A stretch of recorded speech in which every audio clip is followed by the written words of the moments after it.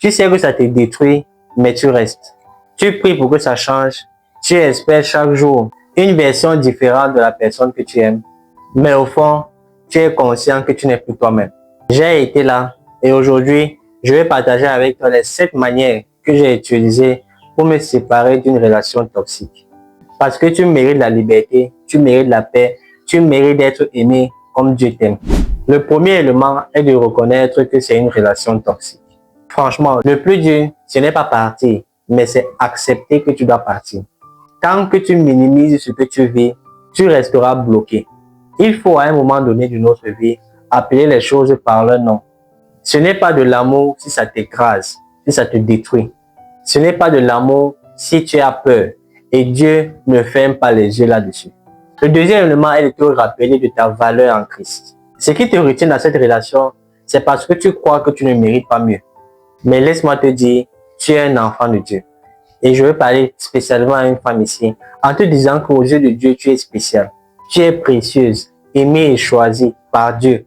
Le cœur de Dieu s'ouvre en te voyant dans cette situation, que tu restes avec quelqu'un qui ne reconnaît pas ta valeur. Le jour que tu vas reconnaître que tu es aimé du ciel, tu ne vas plus jamais accepter n'importe quoi sur la terre. La troisième chose, il faut couper les accès émotionnels petit à petit. On ne quitte pas toujours physiquement du jour au lendemain. Mais tu peux commencer par couper les attaches. Arrête de répondre à tous ces messages. Il faut également arrêter de justifier tous ces comportements. Prends de la distance émotionnelle.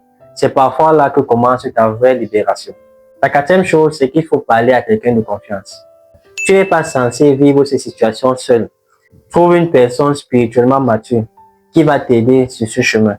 Trouve un ami ou va avec ton pasteur. Trouve quelqu'un qui ne va pas te juger et qui va prier pour toi. Quelqu'un qui sera capable de te rappeler la vérité chaque fois que tu vas vouloir faire un pas en arrière.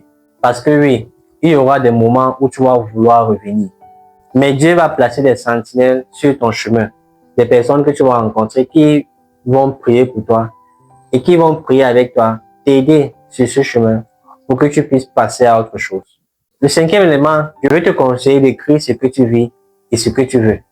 Prends un cahier, note tes blessures, les humiliations, les moments où tu as douté de ta valeur. Et de l'autre côté de la page, écris ce que tu attends réellement de l'amour. Écris les vérités de Dieu pour ta vie.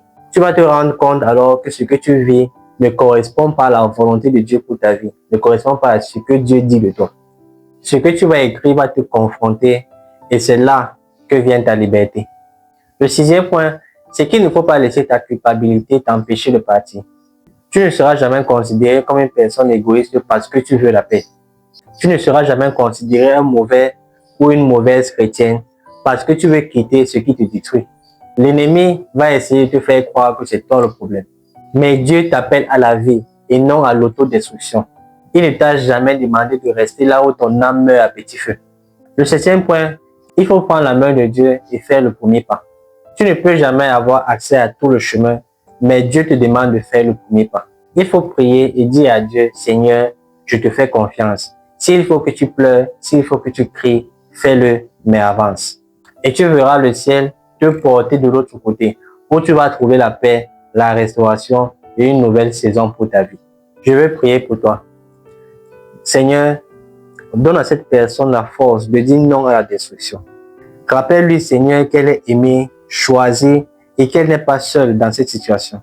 Brise les chaînes, Seigneur, de la dépendance émotive, de la peur et de la honte. Et amène-la vers ta lumière, vers la vraie liberté. Au nom de Jésus, j'ai prié. Amen. On se dit à très, très vite pour une autre vidéo. Abonne-toi si ce n'est pas encore fait. Je te dis à plus. Shalom.